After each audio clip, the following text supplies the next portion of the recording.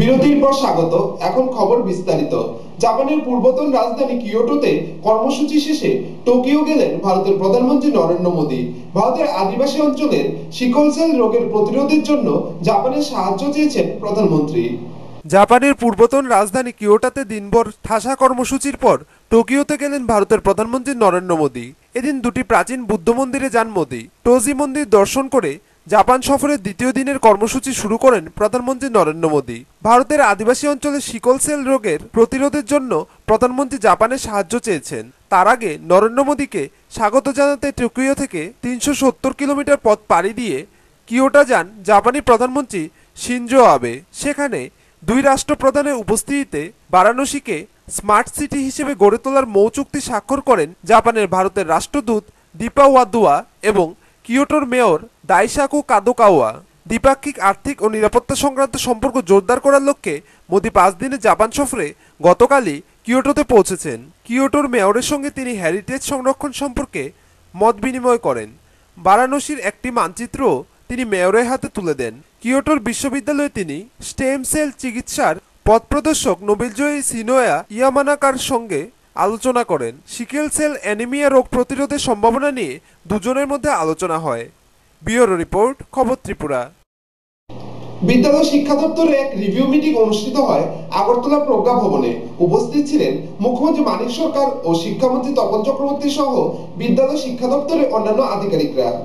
রবিবার ছুটির দিনে আগরতলা প্রজ্ঞা ভবনে বিদ্যালয় শিক্ষা দপ্তরের এক রিভিউ মিটিং অনুষ্ঠিত হয়। মুখ্যমন্ত্রী মানিক সরকারের পৌরোহিত্যে আয়োজিত এই মিটিংয়ে অন্যান্যদের মধ্যে উপস্থিত ছিলেন শিক্ষামন্ত্রী তপন চক্রবর্তী, এডিসির মুখ্য কার্যনির্বাহী আধিকারিক রঞ্জিত দেববর্মা, এডিসির শিক্ষা দপ্তরের নির্বাহী আধিকারিক রবিচরণ দেববর্মা, মুখ্য সচিব জি কামেশ্বর রাও সহ বিদ্যালয় শিক্ষা দপ্তরের আধিকারিকরা। এদিন মুখ্যমন্ত্রী শিক্ষামন্ত্রীকে পাশে বসিয়ে বিদ্যালয় শিক্ষা দপ্তরের আধিকারিকদের কড়া দাওয়াই দিলেন। এর মধ্যে উল্লেখযোগ্য হল ১০০% সাক্ষরতা অর্জনের লক্ষ্য নিয়ে কাজ করতে হবে, ছাত্রছাত্রী ও শিক্ষক শিক্ষিকাদের স্কুলে উপস্থিতি বাড়াতে হবে, উপজাতি এলাকায় যে বিকল্প শিক্ষক দিয়ে এখনো স্কুল চালানো হচ্ছে তা বন্ধ করতে হবে ইত্যাদি। বিদ্যালয় শিক্ষার ক্ষেত্রে আমাদের আজকের পরিস্থিতিতে দাঁড়িয়ে মূল লক্ষ্য অবজেক্টিভস কি হওয়া উচিত, আমার যা ধারণা তার ভিত্তিতে আমি যেটা বলছি, ১০০% সাক্ষরতা অর্জন করা। এটা প্রায় কাছাকাছি আমরা চলে এসেছি। আর অল্প একটু দূরে আমরা আছি। আমার ধারণা এটা অর্জন করা কঠিন না, কিন্তু এখানে যেটা করতে হবে কন্টিনিউইং এডুকেশন। তারপরে যেটা বলতে চাইছি আমি সেটা হচ্ছে শুধু ছাত্রছাত্রীদের অ্যাটেন্ডেন্স না, শিক্ষক শিক্ষিকাদের অ্যাটেন্ডেন্স, এটা সর্বপ্রযত্নে প্রত্যেকটা বিদ্যালয়ে বাড়াতে হবে। উপজাতি অধ্যুষিত এলাকায় কিছু কিছু পকেটে প্রক্সি টিচার চলছে, এটা কোনো মতেই আর এক স্টেপ নিতে দেওয়া যাবে না, not a single step further. যেখানেই প্রক্সি টিচার পাওয়া যাবে, যার হয়ে প্রক্সি দিচ্ছেন তাকে টার্মিনেট করে, পরিষ্কার, ক্রিমিনাল অফেন্স। ব্যুরো রিপোর্ট, খবর ত্রিপুরা। নলছর ব্লকের অধীন পূর্ব দুর্লভনারায়ণ নবনির্মিত অদ্বৈত মল্লবর্মন মিলনায়তন কমিউনিটি হলের উদ্বোধন হয় রবিবার। উদ্বোধন করেন গ্রামোন্নয়ন দপ্তরের মন্ত্রী নরেশ জমাতিয়া, ছিলেন বিধায়ক তপন দাস সহ অন্যান্যরা। নলছর ব্লকের অধীন পূর্ব দুর্লভনারায়ণ নবনির্মিত অদ্বৈত মল্লবর্মন মিলনায়তন কমিউনিটি হলের শুভ দ্বারোদ্ঘাটন হল রবিবার বিকেল ৩:৪৫ ফিতাকেটি নবনির্মিত কমিউনিটি হলের শুভ উদ্বোধন করেন গ্রামোন্নয়ন দপ্তরের মন্ত্রী নরেশ জমাতিয়া। অনুষ্ঠানে এছাড়াও উপস্থিত ছিলেন বিধায়ক তপন দাস, নলছর পঞ্চায়েত সমিতির চেয়ারম্যান পরিতোষ দাস, পশ্চিম ত্রিপুরা জেলা পরিষদের প্রাক্তন সভাধিপতি নারায়ণ দেবনাথ, নলছর বিএসির চেয়ারম্যান বাণী সিং দেববর্মা, নলছর ব্লকের বিডিও বিনয়ভূষণ দাশগুপ্ত সহ অন্যান্য বিশিষ্টজনেরা। উদ্বোধকের ভাষণে মন্ত্রী নরেশ জমাতিয়া বলেন, রাস্তাঘাট, কারেন্ট, জল, সেচ ব্যবস্থা বাজার এগুলার উন্নয়ন অন্য রাজ্যে চিন্তাও করা যায় না, তা হয়েছে ত্রিপুরা রাজ্যে। পরিকাঠামো আরো বেশি দিতে হবে। এখন জলাশয় থাকবে, এই জলাশয় থেকে আমরা তো বলছি আরো ভালোভাবে কিভাবে করা।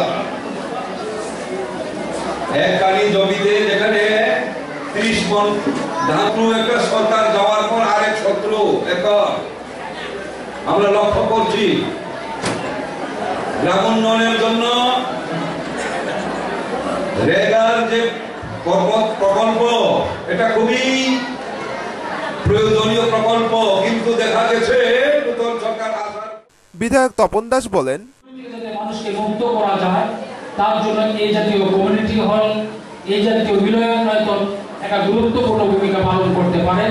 সেদিক থেকে আমরা বিশ্বাস করি এই কমিউনিটি হল আগামী দিনে আমাদের এই এলাকার যারা সাংস্কৃতিক আন্দোলনের এবং অন্যান্য আন্দোলনগুলি যেগুলি সেখানে আজকে আমাদের একটা জরুরি হয়ে পড়েছে, এই কাজগুলি করার ক্ষেত্রে একটা ভূমিকা সেখানে গ্রহণ করতে পারবে।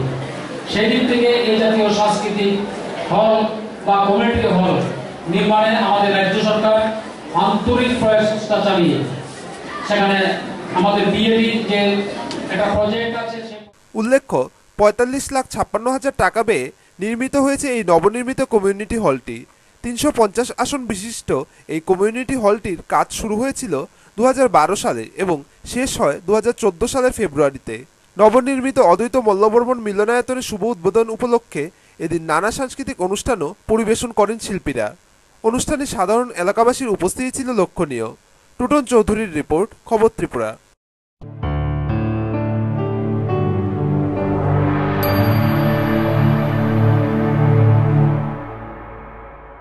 বিজ্ঞাপন বিরতির পর আবারও স্বাগত। চলে যাচ্ছে অন্যান্য খবরে। গ্রাম্য সালিসি সভায় অন্তঃসত্ত্বা সংখ্যালঘু গৃহবধূ ববিতা খাদেমের উপর বর্বরোচিত আক্রমণ ও গর্ভস্থ 5 মাসের সন্তান হত্যার ঘটনাকে কেন্দ্র করে ক্রমশ উত্তপ্ত হচ্ছে ডিমাতুলি সহ গোটা রাজনগর অঞ্চল। ঘোলা জলে মাছ ধরতে ইতিমধ্যে মাঠে নেমে পড়েছেন বিভিন্ন বিরোধী রাজনৈতিক দলগুলি।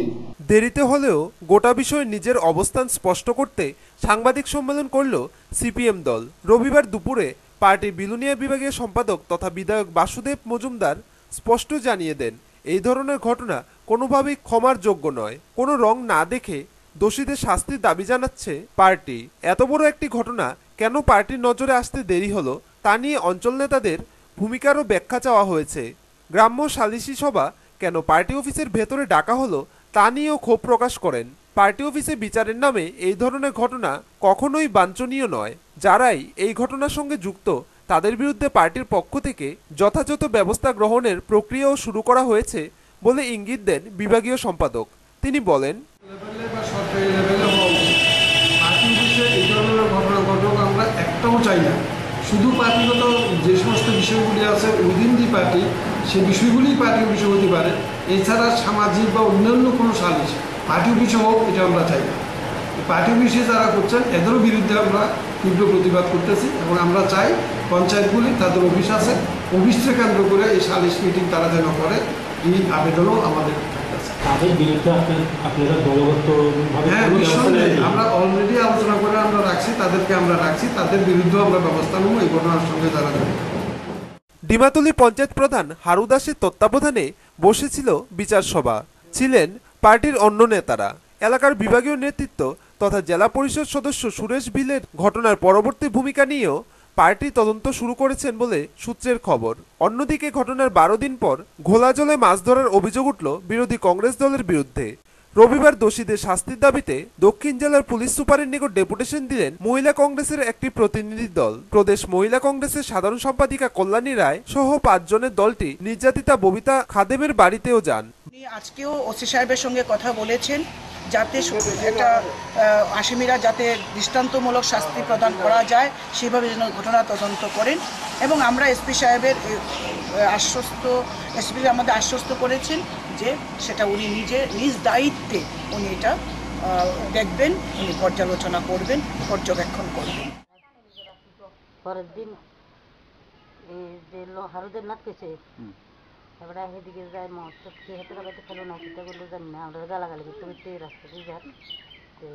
মা যে কইছে আর হারুদা তোমার প্রিয় চালার কিলে এরকম করে গালাগালি করো এইটা তো এই রাস্তাতে ফিটে ফিটে যাওয়া মানে কম আর তুলতে স্যার আর গাছ বেশি এর ভিতরে তার বাবা যখন বাইরে নিচে আসিল নিচেতে আবার চিল্লেনি হুনি তাড়াতাড়ি উপরে গেছে এদের বাবার টানি আনি এই তোর এই মহিলার ভিতরে কি এদের বাবার এনে কয়েকজন ফোলাফাইন আছে তারা বলে মাইকে দিচ্ছে ফোলাফাইন এ তো এরকম আছে আমরা তো 2-3 মাস টিকেও আমি দিছি তোরা সব দিয়ে এখন বান্ধা জানি আমি সব বাম নারী সংগঠনের নেতৃত্বরা ইতিমধ্যে বেশ কয়েক দফা প্রশাসনের দ্বারস্থ হয়েছেন ববিতাকে সুবিচার পাইয়ে দিতে। গোটা ঘটনা নিয়ে ক্রমশ পরিস্থিতি যখন তীব্র আকার ধারণ করছে তখনই ববিতা অভিযোগ মূলে 4 অভিযুক্তকে গ্রেপ্তার করেছে পিয়ারবাড়ি থানার পুলিশ। রবিবার গোটা দিনভর জেলা সদরে যখন রাজনৈতিক চাপানোত্তর ছিল তখনই শেষবেলায় বিকাল 4:30টায় অভিযুক্তদের আদালতে পাঠায় পুলিশ।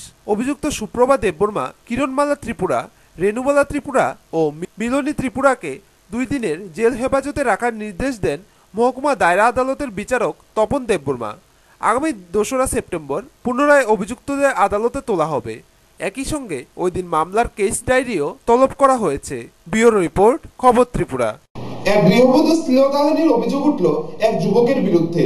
ঘটনা কমলপুর মহকুমার দশমীঘাট এলাকায়। অভিযুক্ত যুবক পলাতক, তার বিরুদ্ধে থানায় একটি মামলাও দায়ের করা হয়েছে। গৃহকর্তার অনুপস্থিতিতে সন্ধ্যারাতে বাড়িতে ঢুকে বলপূর্বক ধর্ষণের চেষ্টার অভিযোগ উঠল এক যুবকের বিরুদ্ধে। ঘটনাটি ঘটেছে কমলপুর মহকুমা দশমীঘাট এলাকায়। অভিযোগকারিনী জানান, বৃহস্পতিবার রাত 7টা নাগাদ মোহনপুর গ্রামের আকবর মিয়ার ছেলে বাবন মিয়া বাড়িতে যায় বনখড় দেওয়ার অজুহাতে। তখন লোডশেডিং থাকায় বাবন মিয়া ওই গৃহবধূকে ঝাপটে ধরে ধর্ষণ করার চেষ্টা করে। গৃহবধূ জানান, বাবন মিয়া তার মুখ চেপে ধরে, তবুও সে চিৎকার করে কোনো রকম ঘর থেকে বেরিয়ে পড়ে। গ্রামবাসীরা চিৎকার শুনে ছুটে আসলে অভিযুক্ত বাবন তখন পালিয়ে যায় বলে ওই গৃহবধূ সাক্ষাৎকারে জানায়। আমার মা তারা বাড়িতে নিয়ে আমি চা খাইতে মা তুমি দেরিব আমি একটু দিলাম তুমি চা খাইও তারা বাড়িতে যাবো মারে দিয়ে আমি সময় লেট্রিনে ধরছি। আমি লেট্রিনে গেছি, লেট্রিন থেকে বাইরে দেখি ছেলেটা তখন খেয়ার কিনবেন নি। আমি কইছি কেটা কইছে কোথায় নিয়ে কইছি। আমি কইছি না আমার ওখানটা আমি কালকে আগে তুমি তাই নিয়ে লইয়া কথা বলো উত্তরে কইয়া আমি মা করে ডাক দিতে গেছি। হে আমার দইটা লাইছি, মাথায় গলায় দইটা মুখে চাপা দিলাইছি। আমি কইছি ওই তুমি আমার ছাড়ো বাবা, এটা করতে পারতেছি না। আমি এরপরে আমার পাঁচরে আনছি আইনা সেটা এখানে বুয়া সেটা হে আমার মানে আটকাইয়া মাইরা লেবার প্ল্যান করছে আর কি। এরপরে আমি কোনো মতে একটু সুইটে সেটা আমি দৌড় মারছি, বাইরে দৌড় দিয়া সেটা গিয়া ওই হ্যাঁ খাইছে গণেশে খাইছে। রাত 10টা নাগাদ কমলপুর থানায় লিখিত অভিযোগ করে বাবন মিয়ার বিরুদ্ধে। পুলিশ বাবন মিয়াকে খুঁজছে, সে পলাতক বলে জানা গেছে। এদিকে তদন্তকারী অফিসার কমলপুর থানার বড়বাবু দেবপ্রসাদ রায়কে থানায় না পাওয়ায় পুলিশের বক্তব্য জানা যায়নি। ব্যুরো রিপোর্ট, খবর ত্রিপুরা। বিশালগড় মহকুমার নোয়াপাড়া এসবি স্কুলের মিড ডে মিল খেয়ে 47 জন অসুস্থ হওয়ার পরও টনক নড়েনি বিদ্যালয়ের শিক্ষক মহাশয়দের। এবারে বিশালগড় মহকুমার দেবীপুর স্কুলে মিড ডে মিলের বেহাল দশা ধরা পড়ল। রাজ্যের বিভিন্ন বিদ্যালয়ে মিড ডে মিল নিয়ে দেখা দিয়েছে কখনো দুর্নীতি, কখনো কীটনাশক, আবার দেখা যায় রান্নার পর খাওয়ার পাত্রে পোকামাকড়। গত কয়েকদিন পূর্বে ঘটে যাওয়া বিশালগড় মহকুমায় নোয়াপাড়া এসবি স্কুলে মিড ডে মিল খেয়ে 47 জন অসুস্থ হয়ে পড়ে। তবুও রাজ্যের বিভিন্ন বিদ্যালয়ে মিড ডে মিলের দায়িত্বে থাকা শিক্ষক মহাশয়ের টনক নড়েনি। এমনই একটি ঘটনা বিশালগড় মহকুমায় দেবীপুর স্কুলে। খবর সংগ্রহ করতে গিয়ে দেখা যায় বিদ্যালয়ের প্রাতঃবিভাগের ছাত্রছাত্রীদের পাশে বসেই কুকুরের সাথে কচিকাচাদের মিড ডে মিল ব্যবহার করছে, অথচ শিক্ষক মহাশয়েরাও কাছেই রয়েছেন। আবার দেখা যায় জঙ্গলের পাশে বসেই মিড ডে মিল ব্যবহার করছে। তাছাড়া মিড ডে মিলের রান্নাঘরটিও অপরিষ্কার অপরিচ্ছন্ন। এছাড়া মিড ডে মিলের ঘরের সাথেই ময়লা আবর্জনা রয়েছে। ছাত্রছাত্রীরা সারা মাঠের সঙ্গে জঙ্গলের পাশে পোকামাকড় এবং মশার কামড় সহ্য করে নিত্যদিন মিড ডে মিল ব্যবহার করছে। আবার অন্যদিকে প্রায় সময় খিচুড়ি খাওয়ানো হয়ে থাকে বলে ছাত্রছাত্রীদের অভিযোগ। ডিম একদিন খাওয়া, সবজি খিচুড়ি কদিন খাওয়া? তোমরা স্যার জানা শোনা ডিম একদিন খাওয়া সপ্তাহ কিচ্ছু কইছো না তোমরা? স্যারে কিচ্ছু কইছি নি? জিজ্ঞাসা নি স্যারে? তোমরা খিচুড়ি বাইরে খেয়েছো কুকুরের সাথে বসে, তোমরা স্যার কিচ্ছু করা? জঙ্গল প্রায় জঙ্গলে তোমরা বসে খাওয়া দাওয়া করছো, স্যার কিচ্ছু কইছো না? এইদিকে দায়িত্বে থাকা শিক্ষকদের জিজ্ঞাসা করলে তিনি সোজা উত্তর দেন, ডাইনিং নেই। সরকার তা করে দেয়নি, অথচ ঘর থাকলেও অপরিষ্কার রয়েছে, যার দরুন ছাত্রছাত্রীদের পুকুরের সাথেই বসে মিড ডে মিলে ব্যবহার করতে হচ্ছে। এটাই হলো রাজ্যের শিক্ষা এবং মিড ডে মিলের নিত্যদিনের চিত্র। আমরা এখন আপাতত ডাইনিং হলটা নাই আর কি, না থাকলে একটু প্রবলেম হইতেছে। আমরা ব্যাপারটা আইএসএ জানাইছেন, ব্যাপারটা আইএসএ ম্যাডাম, আমরা ম্যাডাম আছে, ম্যাডামও জানে। এখন যে তারা বাইরে খাইতেছে, যে কুকুরের সাথে বসে একসাথে কুকুর খাচ্ছে, তারাও খাচ্ছে, স্টুডেন্ট খাচ্ছে। কুকুর সাধারণত আমরা যত কন্টিনিউ থাকি, সব টিচাররাই থাকে এই প্রায় জঙ্গলের পাশে খাওয়া দাওয়া করছে। কয়টা স্টুডেন্ট এদিকে গেছে, এদিকে আমরা সবাই খাওয়াইতেছি, এসে জঙ্গলের পাশে তারা খাওয়া দাওয়া করছে। এটা তো পরিবেশটা বারবার আইসে জানা হয়েছে, আমরা ঘর নাই, তারা তো কন্টিনিউ দেখতেছে, কিন্তু ডাইনিং হল কিন্তু নাই। আমরা স্কুলের নাম কি sir? Debipur SSC school. Student কেমন আছে এটার মধ্যে? মর্নিং আছে 238 মর্নিং না, মিটিং এর দায়িত্ব কি আপনার আছে এখন সবটা নাকি? দেবীপুর দ্বাদশ শ্রেণী বিদ্যালয়ের দিকে তাকালে পরিষ্কার হয়ে ওঠে। ব্যুরো রিপোর্ট, খবর ত্রিপুরা। চিকিৎসা পরিষেবার মান উন্নয়ন লক্ষ্যে কমলপুর বিএসএম হাসপাতাল পরিদর্শন করে জাতীয় গ্রামীণ স্বাস্থ্য মিশনের দিল্লি থেকে আগত এক প্রতিনিধি দল ডক্টর মোহিত কুমারের নেতৃত্বে হাসপাতালে চলে পরিদর্শন। বর্তমান চিকিৎসা পরিষেবা কেমন চলছে, সাধারণ মানুষ চিকিৎসা পরিষেবা সহ ঔষধপত্র সঠিকভাবে পাচ্ছে কিনা তার খোঁজখবর নিতে বৃহস্পতিবার কমলপুর বিএসএম হাসপাতালে পরিদর্শন করেন জাতীয় গ্রামীণ স্বাস্থ্য মিশনের দিল্লি থেকে আগত এক প্রতিনিধি দল। ডক্টর মোহিত কুমারের নেতৃত্বে প্রতিনিধি দল প্রথমে কমলপুর বিএসএম হাসপাতালের প্রতিটি ওয়ার্ড পরিদর্শন করেন এবং কথা বলেন সাধারণ মানুষ সহ রোগীর সঙ্গে। পরে প্রতিনিধি দলটি এনআরএইচএম স্কিমের কাগজপত্র খুঁটিনাটি চেক করেন এবং পরে উন্নত চিকিৎসা ব্যবস্থা পেতে হাসপাতাল কর্তৃপক্ষ সহ ডাক্তার নার্সদের সঙ্গে বৈঠক করেন। এনআরএইচএম এর কাগজপত্র সঠিকভাবে না পাওয়ায় ডক্টর মোহিত কুমার ক্ষোভ প্রকাশ করেন, যদিও সংবাদ মাধ্যমকে তিনি নিজের প্রতিক্রিয়া দিতে অস্বীকার করেন। ठीक है, अभी तो मैं यहाँ देखने आऊँ क्या अच्छा चल रहा है और उसको हम और कैसे अच्छा बना सकते हैं ना। तो सर अस्पताल तो क्लीनिंग सर ठीक से नहीं होता और यहाँ पर करंट जाने से जनरेटर भी नहीं है, बहुत सारे प्रॉब्लम है यहाँ पर, और डॉक्टर भी नहीं है यहाँ पर। तो सर इसके बारे में कोई बोल सकती है बाहर में। ব্যুরো রিপোর্ট, খবর ত্রিপুরা। শহীদ তপন চক্রবর্তী শহীদ দিবস উপলক্ষে এক রক্তদান শিবিরের আয়োজন করে ভারতের গণতান্ত্রিক যুব ফেডারেশনের খোয়াই পশ্চিমাঞ্চল কমিটি। উপস্থিত ছিলেন রাজ্য বিধানসভার মুখ্য সচেতক সমীর দেব সরকার সহ অন্যান্যরা। তপন চক্রবর্তী রক্ত যারা ঝরিয়েছিল তারা ছিল আমরা বাঙালি নামধারী ঘাতক বাহিনী, আর আমরা রক্ত দিচ্ছি মানুষের স্বার্থে একটা সুন্দর সমাজ গঠনের লক্ষ্যে। তপন চক্রবর্তী শহীদান দিবসে ভারতের গণতান্ত্রিক যুব ফেডারেশনের পশ্চিমাঞ্চল কমিটির আয়োজিত রক্তদান উৎসবে আলোচনা রাখতে গিয়ে এমনটাই বললেন রাজ্য বিধানসভার মুখ্য সচেতক সমীর দেব সরকার। খাতায় নাম লিখিয়েছিলেন, আমরা রক্ত দিচ্ছি। কমরেড তপন তার রক্ত যারা নিয়েছিল তারা ছিল ঘাতক, খুনি, জল্লাদ। আমরা বাঙালি গুপ্ত বাহিনী, ঘাতক বাহিনী। কমরেড তপনের বুকটাকে গুলি দিয়ে, ছুরি দিয়ে ঝাঁঝরা করে দিয়েছিল, রক্ত ঝরিয়েছিল। বাগান বাজার, সেই দারিকাপুর, শান্তিনগর, খেয়াঘাটে। এরা জাতির শত্রু, দেশের শত্রু, সমাজের শত্রু, এরা গ্রিন লোক। আর আজকে যারা রক্ত দিচ্ছেন তারা সমাজের জন্য দিচ্ছেন, একটা সুন্দর সুস্থ সমাজ ব্যবস্থা আমার দেশে গড়ে উঠুক তার জন্য রক্ত দিচ্ছেন, আমরা গড়ে তুলব। এদিন খোয়াই অজগরটিলা অঙ্গনওয়াড়ি কেন্দ্রে ভারতের গণতান্ত্রিক যুব ফেডারেশনের পশ্চিমাঞ্চল কমিটির আয়োজিত রক্তদান উৎসবে এছাড়াও উপস্থিত ছিলেন খোয়াই জেলা পরিষদের সহকারী সভাধিপতি বিদ্যুৎ ভট্টাচার্য, ডিওয়াইএফআই খোয়াই বিভাগীয় সম্পাদক পলাশ ভৌমিক প্রমুখ। এদিনের রক্তদান উৎসবকে ঘিরে উপস্থিত প্রায় শতাধিক যুবক যুবতীর মধ্যে ব্যাপক উৎসাহ পরিলক্ষিত হয়। ব্যুরো রিপোর্ট, খবর ত্রিপুরা। তেলিয়ামুড়া রেল স্টেশন সংলগ্ন তেলিয়ামুড়া খোয়াই রাস্তার রেলগেটকে উড়িয়ে দিল এক বেপরোয়া ম্যাজিক গাড়ি, যার ফলে সিগন্যাল না পাওয়ায় 45 মিনিট বিলম্বে তেলিয়ামুড়া প্ল্যাটফর্ম থেকে যাত্রা শুরু করে আগরতলা লামডিংগামী রেলটি। ঘটনাস্থলে ছুটে যায় রেল পুলিশ। বেপরোয়া ম্যাজিক গাড়ি উড়িয়ে দিল তেলিয়ামুড়া রেল স্টেশন সংলগ্ন তেলিয়ামুড়া খোয়াই রাস্তার রেলগেট, ফলে সিগন্যাল না পাওয়ায় আগরতলা লামডিঙ্গামি রেলটি ৪৫ মিনিট বিলম্বে তেলিয়ামুড়া প্ল্যাটফর্ম থেকে পুনরায় যাত্রা শুরু করে। ঘটনাটি ঘটেছে শনিবার বিকেল 4:15 নাগাদ। যদিও ম্যাজিক গাড়িটি গেট উড়িয়ে দিয়ে পালিয়ে যায়। রেল পুলিশ এখন পর্যন্ত ম্যাজিক গাড়ির পাত্তাও লাগাতে পারেনি। তেলিয়ামুড়া থেকে লাল রঙের ম্যাজিক গাড়ি দ্রুতবেগে খোয়াইয়ের দিকে যাচ্ছিল। অপরদিকে রেল স্টেশনের কাছাকাছি রেলটি আসার পূর্বেই তেলিয়ামুড়া খোয়াই যান চলাচল বন্ধ করার জন্য দুই দিকের গেট খোলার সময় ওই ম্যাজিক গাড়ি দ্রুতবেগে ধাক্কা মেরে উড়িয়ে দেয় একটি গেট। পরে গাড়িটি পালিয়ে যায়। সে সময় দুদিকে যানবাহন সহ ট্রেন আটকে পড়ে। ঘটনাস্থলে ছুটে আসে রেল পুলিশ। টুকরো টুকরো হয়ে যাওয়া ভাঙা গেটের অংশগুলি সারানোর পর যান চলাচল স্বাভাবিক হয়। দীর্ঘ ৪৫ মিনিট পরে ট্রেনটি যাত্রা শুরু করে। যখন লেঙ্গার দিছে দেওয়ার পর গেট লাগাও, গেটটা ফলাইছে মাত্র আয়া হেঁটে ঢুকেছে, দুটো মাসেটা কি গাড়ি আসছিল? ওই ম্যাজিক। ম্যাজিক তো গাড়ির নাম্বার দেখছেন না আপনি? বাংকে নিয়ে গেছে গিয়া দম লইছে না, আয়া দম দিয়ে বাড়িয়ে গেছে গিয়া।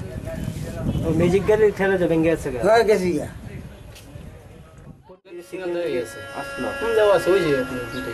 মানে ওই ড্রাইভারগুলো লক্ষ্য করছেন মানে আচ্ছা, এটা কোন ট্রেন আসলো?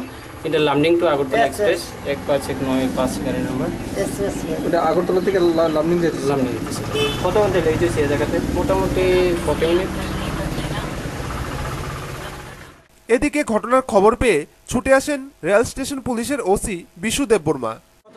আমি খাওয়া দাওয়া চাই না, আমার কোয়ার্টার আছে, হঠাৎ করে একটা টেলিফোন গেছে, আমার মেজর সহ করছে, মেজর সহ করলো গেটটা বাড়িয়ে গেছে। তা আমি ওখান থেকে ফটাফটে ড্রেস লাগাইতাম পারছি না, সিভিল ড্রেসে আইয়া দেখলাম ঘটনাটা এরকম। কিন্তু এর আগেও কেন আরও 2বার হয়েছে ঘটনা। এটা অলরেডি কেস চার্জশিট হয়ে গেছে। তখনও যদি আমি তারে পাই, আমি অলরেডি তারা যদি আমার কমপ্লেন করে তাহলে তো আমার কেস লইতে পারি না। আচ্ছা, বিকল্প কোনো ব্যবস্থা আছে যেমন আটকানের দিকে? বিকল্প বলতে তাদের তো সিগন্যাল পয়েন্ট আছে, যে সময় ট্রেনটা আইব রেড জ্বলবো, এই সাইডেও আছে, এই সাইডেও আছে। জ্বলা আসলো না?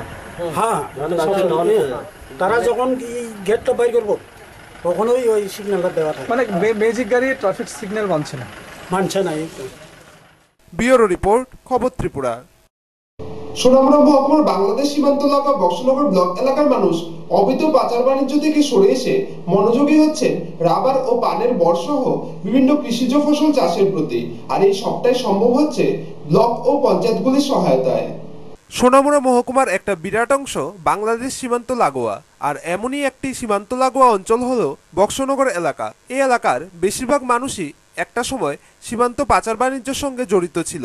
এমনকি অবৈধ গাঁজা, বিলেতি মদ, ফেন্সিডিল সহ নানা পাচার বাণিজ্যের সঙ্গেও জড়িত ছিল তারা। কিন্তু বর্তমানে ব্লক এবং পঞ্চায়েতের সহযোগিতায় এই পাচার বাণিজ্য অনেকটাই কমে এসেছে। ব্লক এবং পঞ্চায়েতগুলির উদ্যোগে রাবার, পানের বর সহ কৃষির উপযোগী বিভিন্ন সাহায্য পাচ্ছে সাধারণ মানুষ, যার ফলে অনেক শিক্ষিত যুবকরাও সরকারের এই সমস্ত সুযোগ সুবিধার অংশীদার হচ্ছে এবং পাচার বাণিজ্য থেকে মুখ ফিরিয়ে নিয়েছে। সোনামুড়া মহকুমা শাসক পদে যোগ দেওয়ার পর থেকেই সুভাষিস দাস বিভিন্ন সময় এই সমস্ত অবৈধ ব্যবসার বিরুদ্ধে অভিযান জারি রেখেছে এবং সাধারণ মানুষের কাছে আহ্বান রাখছেন এই সমস্ত কাজ থেকে বিরত থাকার জন্য। বক্সনগর গ্রাম পঞ্চায়েতের এক সদস্য জানান, কতটা দিছে? 100 টাকার মতো হয়েছে। কোন পঞ্চায়েত থেকে? মানিকনগর পঞ্চায়েত। কি কি জানাইলা তোমরা পঞ্চায়েতের? পঞ্চায়েত থেকে ধন্যবাদ জানাই। আমরা রাবার গাছ দিয়েছি, এলাকার অনেক মানুষেরই দিচ্ছি। আগে মানুষ গাঁজার দিকে নেশা আসতো, এখন এই নেশা নাই, রাবার গাছের দিকে নেশা। সরকার দিছে? এটা কোন সরকার দিছে? জিডিএম সরকার দিছে। এক রাবার চাষি জানান, সারা ত্রিপুরা যেহেতু সরকার সাহায্য করতেছে, বামফ্রন্ট সরকার সাধারণ জনগণের পক্ষে কাজ করতেছে, এই অন্য